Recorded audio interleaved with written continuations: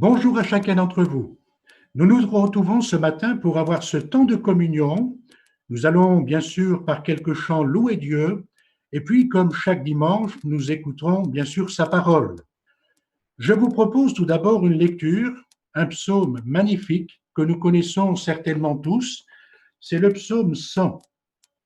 Un psaume qui dit ceci: « Poussez vers l'Éternel des cris de joie, vous tous habitants de la terre, servez l'Éternel avec joie, venez avec allégresse en sa présence.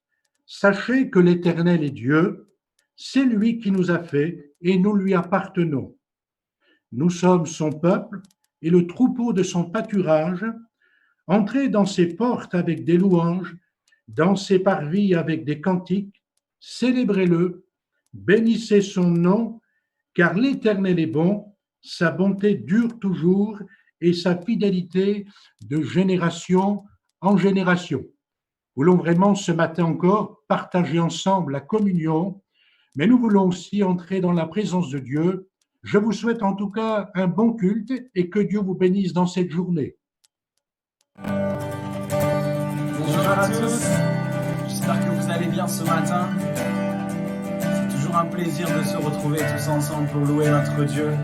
Alors ce matin, ce qu'il y a tout simplement, avec un cœur simple et sincère, ce matin, tu puisses vraiment ouvrir ton cœur ce matin. Vraiment que tu puisses avec ta famille ce matin le louer librement, dans ton salon, dans ton foyer, peu importe où tu es. On est peut-être encore confiné en ces temps, mais sache que ton Dieu n'est pas confiné. Et sache que sa main n'est pas trop courte pour te bénir. Alors vraiment, ce matin, de tout ton cœur, là où tu es, loue-le avec moi, adore-le. Et puis j'ai envie de dire, c'est parti, on y va? Lève-toi, mon âme, et souviens-toi, tout mon péché, il a enterré. Ce n'est plus moi qui vis, c'est Christ qui vit en moi. J'étais mort, mais je suis passé de l'ombre à la lumière. Je ne veux me vanter, je ne veux me vanter que de la croix où mon sauveur s'est offert pour moi. Mes craintes n'ont aucune emprise.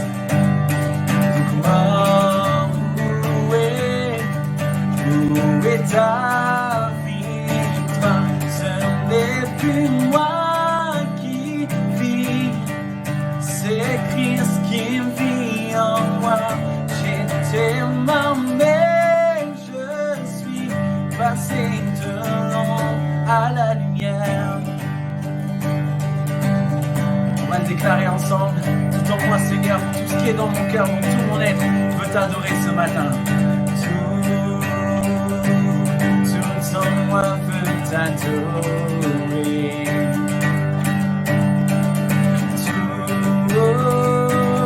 Tout en moi veut t'adorer.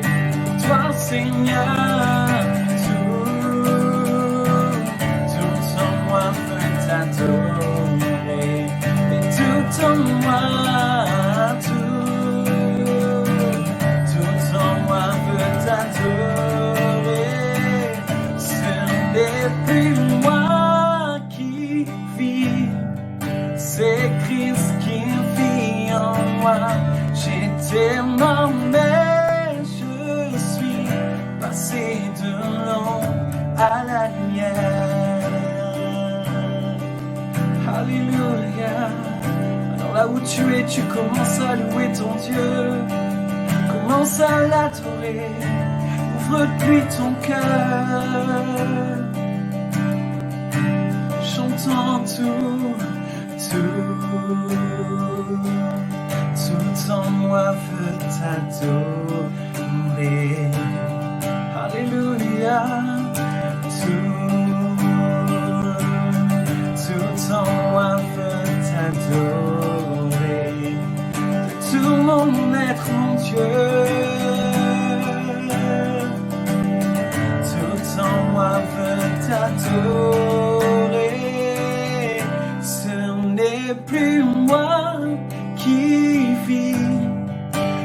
c'est Christ qui vit en moi.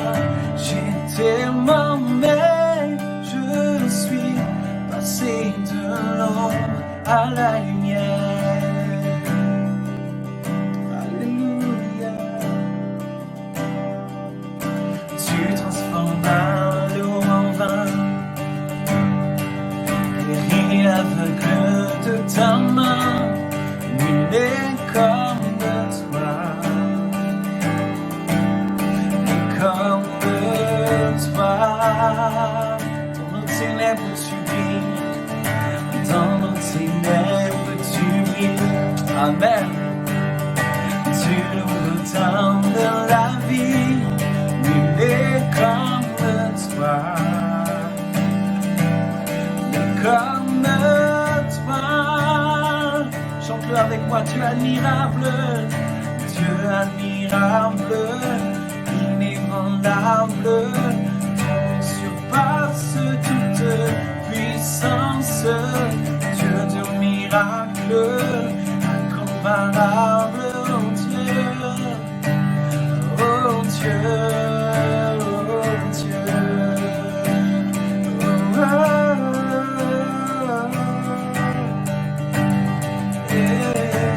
J'entends tu transformas l'eau en vin, guéris l'aveugle de ta main, nul n'est comme toi,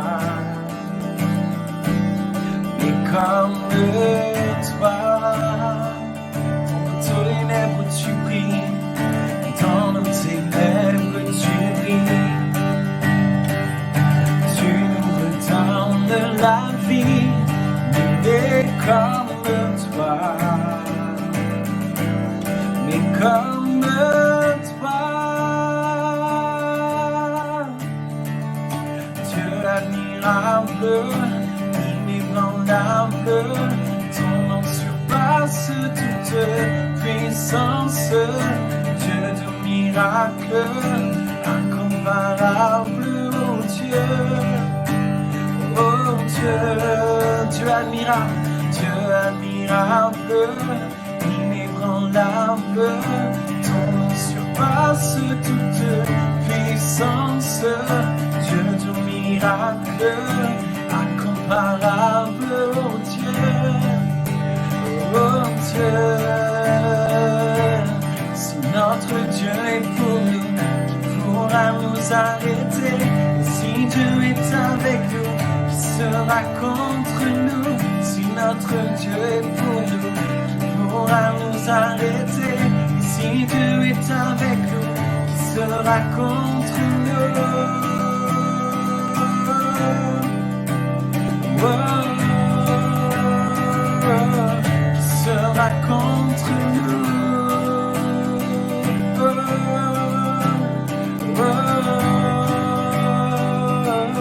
Chante avec moi, Dieu admirable, inébranlable, ton nom surpasse toute puissance, Dieu de miracle, incomparable, oh Dieu, oh Dieu. Chante avec moi, Dieu admirable, inébranlable, ton nom surpasse toute puissance, Dieu de miracle, incomparable, oh Dieu, oh Dieu.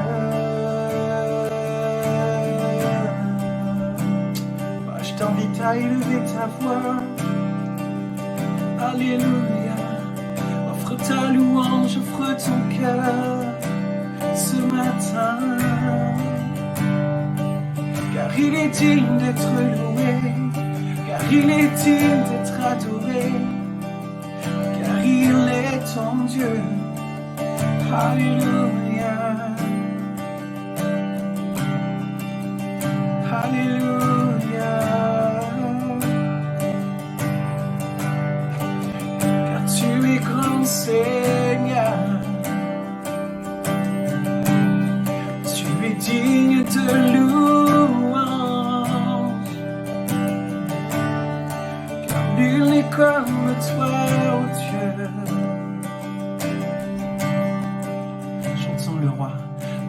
voir dans sa splendeur, vêtu de majesté. La terre se réjouit, la terre se réjouit. Il est paré d'éclat. La nuit cherche à s'enfuir au son de sa voix, au son de sa voix. Oh Dieu, tu es grand. Nous chantons, oh Dieu, tu es grand. Tous verront, oh Dieu, combien tu es grand. Car d'âge en âge, car d'âge en âge, il règne.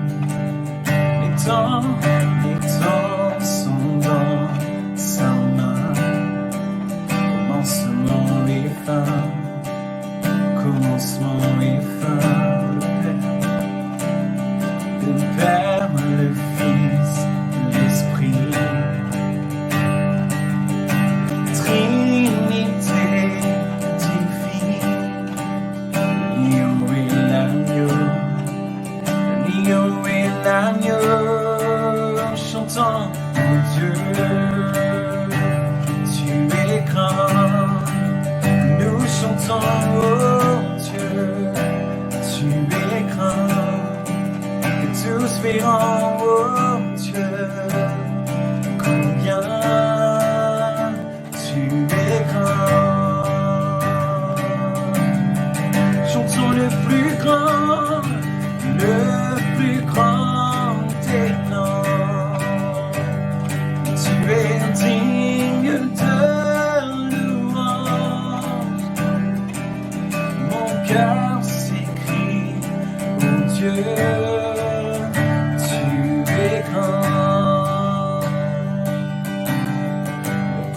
des noms, le plus grand des noms, digne de louange. Mon cœur s'écrie, oh Dieu, tu es grand. Une dernière fois, le plus grand des noms, c'est lui, le plus grand des noms. Mon cœur s'écrie, digne de louange. Mon cœur s'écrie, oh Dieu, tu es grand. Mon cœur s'écrie, oh Dieu, mon cœur s'écrie, oh Dieu, tu es grand. Mon cœur s'écrie, oh Dieu, mon cœur s'écrie, oh Dieu, mon cœur s'écrie, oh Dieu, tu es grand. Alléluia. Alléluia.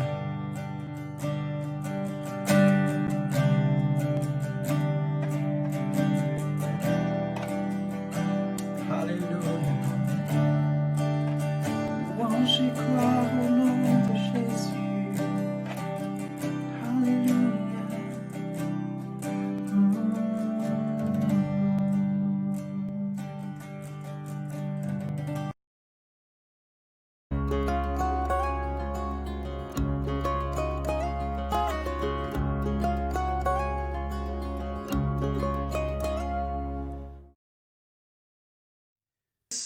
Sans plus tarder, je vous invite à prier avec moi pour ces instants, pour ces temps de méditation de la parole de Dieu, que nous puissions disposer nos cœurs à entendre ce que le Seigneur veut nous communiquer à travers la parole de Dieu, à travers la Bible. Amen. Seigneur, nous sommes là devant toi, Seigneur. Tu connais nos cœurs, tu connais nos vies, tu connais, Seigneur, chacune de nos situations. Seigneur, et nous te remettons, Seigneur, nos vies, Seigneur, et je te prie pour mes frères, pour mes sœurs, pour, Seigneur, toutes les personnes qui entendent ta parole, qui entendent, Seigneur, ton message, Seigneur, pour cette exhortation, cette méditation, qu'elle puisse toucher nos cœurs, Seigneur, afin de grandir dans la foi, afin de mieux te servir, afin que tu sois glorifié comme il est dû, Seigneur. Tu fais de grandes choses et tu touches nos cœurs ce matin. Tu nous fais du bien, Seigneur. Tu nous entoures et tu nous donnes de progresser, Seigneur, dans notre vie avec toi, dans notre marche avec toi, Seigneur, et pour que tu sois glorifié. Seigneur, dans ces instants, nous voulons élever ton nom, Seigneur, et dire que ton nom a toute l'autorité sur notre vie. Seigneur, et dire qu'il puisse régner en maître, régner en roi, Seigneur, dans nos vies. Amen. Amen. Amen. Alors ce matin, voilà, si nous sommes réunis ensemble, derrière nos écrans, c'est vrai, mais si nous sommes réunis, c'est qu'il y a quelque chose qui nous anime, il y a quelque chose qui brûle au fond de notre cœur, il y a quelque chose que nous avons en commun, et donc j'aimerais partager ce matin, c'est la passion. La passion. La passion dans notre service, la passion pour le Seigneur, la passion pour nos frères et sœurs, la passion pour notre Dieu. Nous sommes tous passionnés pour le Seigneur, je le crois. Et ce qui anime cette passion, c'est l'amour que Dieu nous a manifesté en Jésus-Christ. Amen. Amen. Tous, nous avons fait une expérience avec Dieu, et cette expérience nous a amené à une révélation de l'amour de Dieu pour nos vies.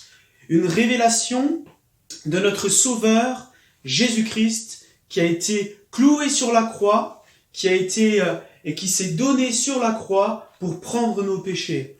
Et nous voyons là cet amour parfait qui se donne pour notre vie, et nous avons reçu l'amour de Dieu dans nos vies, et reçu cette révélation de l'amour de Dieu pour nos vies, pour ma vie, pour ta vie, mon frère, ma sœur.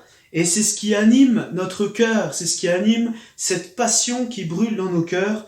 Et l'apôtre Paul dira de cette révélation dans l'épître aux Philippiens, au chapitre 3 et au verset 7. « Mais ces choses qui étaient pour moi des gains. » Qu'est-ce qui était pour lui des gains?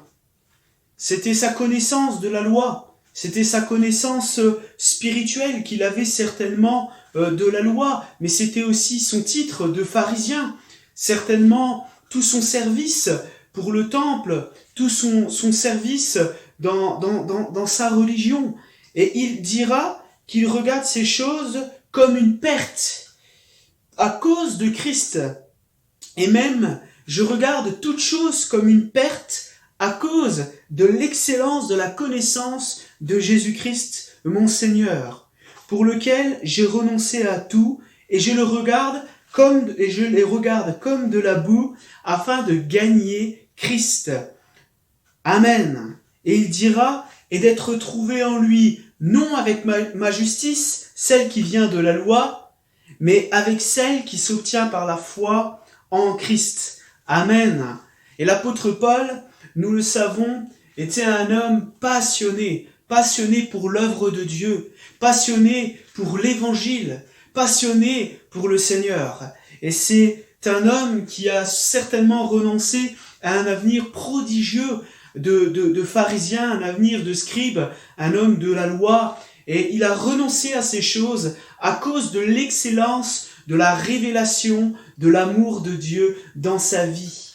Et nous voyons l'apôtre Paul, il a été animé de cette passion, une passion pour le Seigneur, une passion pour l'œuvre de Dieu, annoncer l'évangile. Amen. Et donc, à cause de cette révélation de l'amour du Sauveur, de même, nous-mêmes, nous avons renoncé à tout. Je le crois. En tout cas, moi, j'ai renoncé à tout.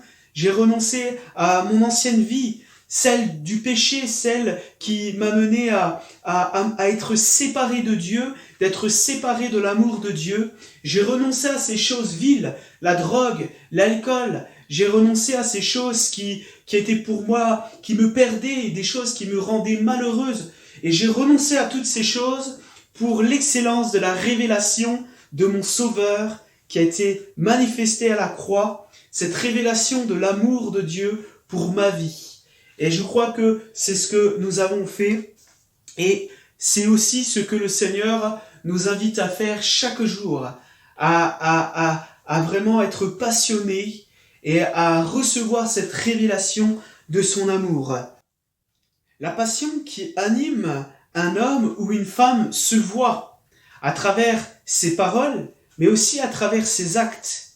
On peut voir la passion qui anime un artiste quand il peint un tableau, la façon qu'il va dessiner, la façon qu'il va donner les couleurs, la façon qu'il va travailler sur sa peinture. Nous voyons la passion dans la vie d'un musicien, comment il va s'entraîner, comment il va s'investir dans son instrument et voilà, développer sa façon de jouer, sa façon de jouer et le son qui peut sortir de cet instrument. Nous voyons la passion du musicien. De même, je crois que la passion dans la vie d'un homme et d'une femme, la passion du chrétien se voit, la passion du disciple de Jésus-Christ se voit à travers ses actes, à travers ses paroles. Et justement, je crois qu'il n'y a pas de plus bel exemple qui nous a été donné sur terre, si ce n'est cet exemple de notre Seigneur et de notre Sauveur Jésus-Christ. Lui qui s'est donné par amour à la croix. Et j'aimerais ensemble qu'on puisse voir cette passion qu'il a manifestée. Et on le voit dans les évangiles, cette passion a été manifestée à plusieurs reprises, à travers ses paroles, à travers ses actes. C'est vrai, mais là où cette passion a été mise à son comble, nous pouvons le voir et je vous invite à lire avec moi dans l'évangile de Jean au chapitre 13 et au verset 1er. Et nous lisons ensemble: Avant la fête de Pâques, Jésus, sachant que son heure était venue de passer de ce monde au Père, ayant aimé les siens qui étaient dans le monde, mit le comble à son amour pour eux. Pendant le souper, lorsque le diable avait déjà inspiré au cœur de Judas Iscariote, fils de Simon, le dessein de le livrer, Jésus, qui savait que le Père avait remis toutes choses entre ses mains, qu'il était venu de Dieu et qu'il s'en allait à Dieu, se leva de table, ôta ses vêtements et prit un linge dont il se ceignit. Ensuite, il versa de l'eau dans un bassin et il se mit à laver les pieds des disciples et à les essuyer avec le linge dont il était ceint. Il vint donc à Simon-Pierre et Pierre lui dit: « Toi, Seigneur, tu me laves les pieds ?» Jésus lui répondit: « Ce que je fais, tu ne le comprends pas maintenant, mais tu le comprendras bientôt. » Pierre lui dit: « Non, jamais tu ne me laveras les pieds. » Jésus lui répondit: « Si je ne te lave, tu n'auras point de part avec moi. » Simon-Pierre lui dit: « Seigneur, non seulement les pieds, mais encore les mains et la tête. » Jésus lui dit: « Celui qui est lavé n'a besoin que de se laver les pieds pour être entièrement pur. Et vous êtes purs, mais non pas tous. Car il connaît, c'est celui qui le livrait. C'est pourquoi il dit: Vous n'êtes pas tous purs. » Après qu'il aurait lavé les pieds et qu'il eut pris ses vêtements, il se remit à table et leur dit: « Comprenez-vous ce que je vous ai fait? Vous m'appelez maître et seigneur, et vous dites bien, car je le suis. Si donc je vous ai lavé les pieds, moi le Seigneur et le Maître, vous devez aussi vous laver les pieds les uns aux autres. Car je vous ai donné un exemple, afin que vous fassiez comme je vous ai fait. En vérité, je vous le dis, le serviteur n'est pas plus grand que son Seigneur, ni l'apôtre plus grand que celui qui l'a envoyé. Si vous savez ces choses, vous êtes heureux, pourvu que vous les pratiquiez. Amen. Amen. Nous voyons là toute la passion de Jésus notre Seigneur quand il manifesta, voilà, il est dit au verset 1er, il mit le comble à son amour pour eux. Et nous pouvons voir ici cette passion qui a animé notre Seigneur, cette passion de servir ses disciples. Lui qui était le maître, nous le voyons, il va s'abaisser devant ses disciples, il va s'humilier devant ses disciples, non pas parce qu'il était inférieur, mais justement parce qu'il était supérieur, et la passion qui animait son cœur était supérieure à la leur. L'apôtre Pierre, Jésus lui dit, « Tu ne comprends pas maintenant ce que je fais, mais bientôt tu le comprendras. » Pierre n'avait pas encore compris cette passion. Il n'avait pas encore compris l'amour du Seigneur. Il n'avait pas encore compris que celui qui est supérieur, celui qui est plus grand, se donne par amour, se donne parce qu'il est passionné pour l'œuvre de son Père. Si nous reprenons tout le contexte historique et culturel, nous savons que celui qui lave les pieds était l'esclave ou le plus petit dans la maison. C'était le serviteur. Mais là, nous voyons le maître passionné pour ses disciples, qui va montrer la voie de l'excellence, la voie de l'humilité, la voie de l'amour, servir l'autre, se donner pour l'autre, s'abaisser pour l'autre, pour le servir. Quelle passion que Jésus a manifestée. Pierre n'avait pas encore compris cette passion, et j'aimerais justement que l'on s'arrête sur la vie de Pierre. Amen. Je crois qu'un homme ou qu'une femme passionnée de Dieu peut accomplir de grandes choses, peut accomplir de grands défis dans sa vie. Mais je crois qu'il peut aussi accomplir des actes bénins. Des actes bénins, mais qui vont avoir leur importance et leur impact, et qui vont démontrer la passion qu'il y a dans le cœur. Nous voyons Pierre, lui qui avait de grands défis à relever. Nous verrons, il va avoir de grands défis à relever. Il va avoir de grandes épreuves dans sa vie. Et l'apôtre Pierre, nous le voyons, fut l'un des premiers disciples qui verra Jésus manifester son amour à travers des miracles, à travers des guérisons, à travers les paroles d'amour qu'il donnait aux personnes qui croyaient en lui, ces paroles qui étaient comme un baume d'amour qui se déposait dans le cœur de ceux qui croyaient en lui. Nous savons qu'à plusieurs reprises, Pierre a été défaillant. Lui qui disait pouvoir donner sa vie pour Jésus, il le reniera. Pierre avait une certaine révélation de qui était Christ. C'est lui qui lui dira à Jésus, « À qui irions-nous? Tu as les paroles de la vie éternelle. » Oui, il avait une certaine révélation de Jésus comme étant le Christ, mais il n'avait pas encore compris les paroles que Jésus va lui dire. Le bon berger donne sa vie pour ses brebis.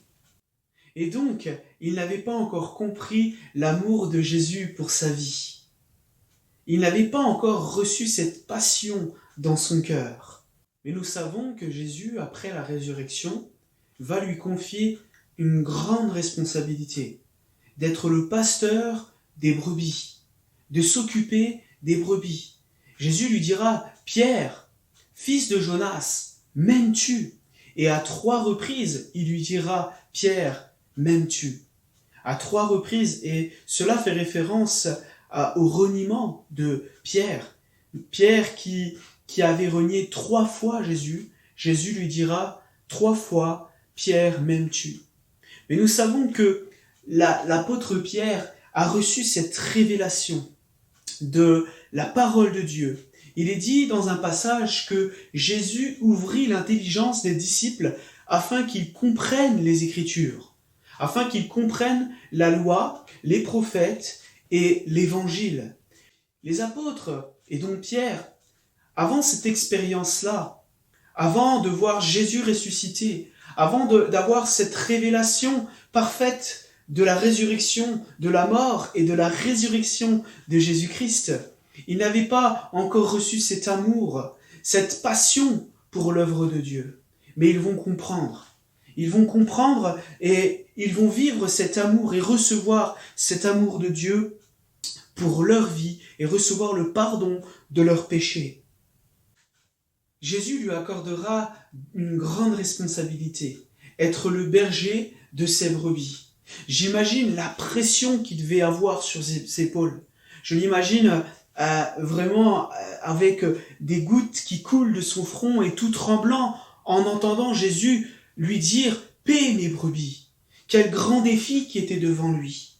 Mais nous savons que Pierre va être un homme fidèle, un homme passionné pour cette œuvre que Jésus lui a accordée. Le pasteur Charles Spurgeon dira du ministère pastoral, et je crois que cela concerne aussi tout disciple et tout serviteur de Dieu. Il dira « Notre devoir et privilège consiste à dépenser notre vie pour Jésus. Nous ne sommes pas des spécimens d'hommes bien conservés pour la postérité, mais plutôt des sacrifices vivants dont la vocation est d'être consumés. » Amen. Et cela est vrai, car Jésus dira à Pierre, dans l'évangile de Jean au chapitre 15 et au verset 18, « En vérité, je te le dis, quand tu étais plus jeune, tu te saignais toi-même, et tu allais où tu voulais. Mais quand tu seras vieux, tu étendras tes mains, et un autre te ceindra, et te mènera où tu ne voudras pas. » Il dit cela pour indiquer par quelle mort Pierre glorifierait Dieu. Et ayant ainsi parlé, il lui dit « Suis-moi ». Cela veut dire « Donne-toi à moi, donne-toi par amour, donne-toi pour mon service, donne-toi pour tes frères, pour tes sœurs, donne-toi. » Amen. Et nous savons que Pierre n'a pas refusé l'appel de Jésus sur sa vie. Il avait reçu l'amour de Dieu, il était animé de cette passion, et il va accepter l'œuvre de Dieu pour sa vie, l'œuvre à laquelle Dieu l'appelait. Et voilà, il va donner sa vie pour l'œuvre de Dieu, malgré les combats, malgré les épreuves. Et nous pouvons voir Pierre qui a renié Jésus. C'était un ancien Pierre, un Pierre qui n'était pas animé d'une passion dans son cœur. Mais le Pierre nouveau, l'apôtre Pierre renouvelé, né de nouveau, animé d'une passion, animé d'un amour pour le Seigneur. C'est lui qui prêchera et conduira 3000 âmes au Seigneur. C'est lui qui sera traîné devant les tribunaux religieux et qui leur dira « Nous ne pouvons pas ne pas parler de ce que nous avons vu et entendu. » C'est lui qui se réjouira de souffrir pour la cause du royaume de Dieu. C'est lui qui, après avoir été emprisonné, retournera et retournera enseigner les disciples. Amen. Pierre, nous le voyons, n'a pas refusé ce défi, ce grand défi, mais avec passion, il a accepté de se donner pour l'œuvre de Dieu. Amen. J'ai un petit témoignage pour illustrer un peu ce que l'on peut vivre. C'est vrai, l'apôtre Pierre, il a fait de grandes choses, il a été un des fondateurs de l'Église, et nous savons que ce en quoi nous croyons, l'évangile que nous croyons, est dû à notre Sauveur, Jésus-Christ, oui, à notre Dieu, mais aussi aux apôtres qui ont prêché, qui ont vu Christ, et qui ont prêché l'évangile, et dont maintenant nous sommes les bénéficiaires. J'aimerais juste, vous témoigner cela.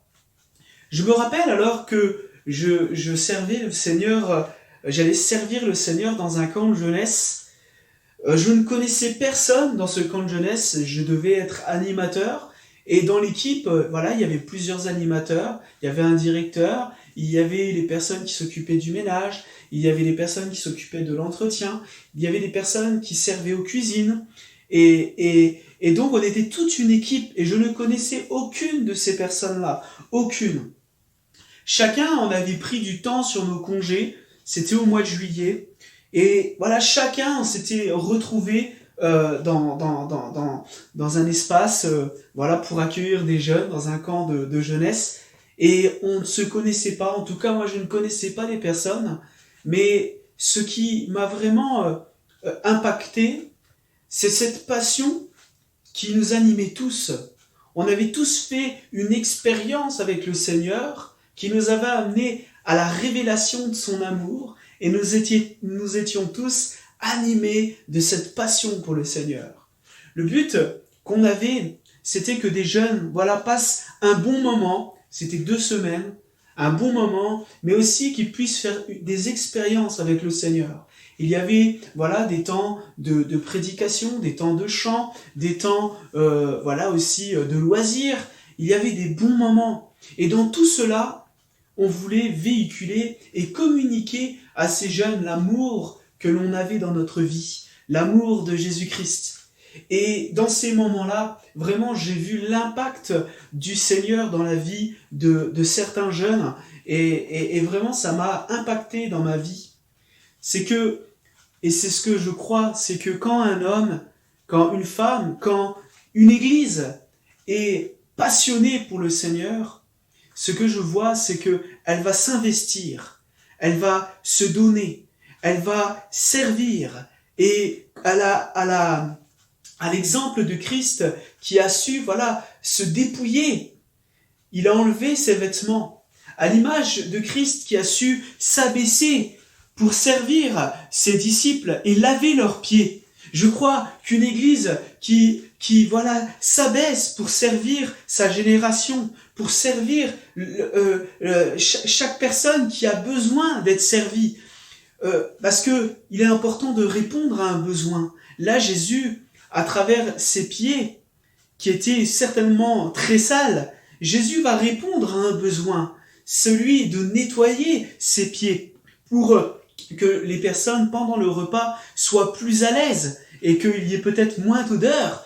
Mais je crois que c'est l'amour, c'est cet amour qu'il y a dans notre cœur, que nous avons reçu, cette passion que nous avons qui va nous amener à servir nos contemporains. Amen, à servir dans l'église où nous sommes, à servir dans nos familles. Amen, amen, alléluia. Et dans notre travail pour le Seigneur, dans notre service, il y a différents défis auxquels nous devons faire face, c'est vrai. Mais je crois qu'avec cette passion qui anime nos cœurs, nous les relèverons. Avec la grâce de Dieu, bien sûr, nous les relèverons. Je crois que nous les relèverons avec courage, car il nous faut du courage, avec persévérance, car il faut persévérer. Un homme passionné persévère dans ce qu'il entreprend, avec intentionnalité. Je vois le peintre qui peint et qui est intentionnel dans ce qu'il fait, et c'est la passion qui est en lui qui lui donne cette intentionnalité. Avec zèle, oui, avec du zèle, avec ferveur, oui, avec ce zèle et cette ferveur. Amen. Et surtout, avec amour. Amour, alléluia, alléluia. Et j'aimerais conclure avec ce qu'a dit donc Charles Spurgeon sur la passion dans le service. Il dira, une flamme immortelle doit entretenir notre ferveur pour le royaume de Dieu. Cette flamme est la seule manière pour qu'il perdure. Et je connais qu'une telle flamme, celle de l'amour de Christ, qu'aucun déluge ne peut éteindre. Une étincelle de cette flamme céleste est aussi éternelle que la source d'où elle provient. La possédant, nous serons remplis d'enthousiasme toute notre vie, quel que soit le nombre de nos épreuves et les raisons de nos découragements. Amen. Soyons passionnés pour le Seigneur, passionnés pour l'œuvre de Dieu. Amen. Soyez bénis. Amen. Bonjour à toutes et à tous, contente de vous retrouver aujourd'hui sur Facebook pour le culte en direct.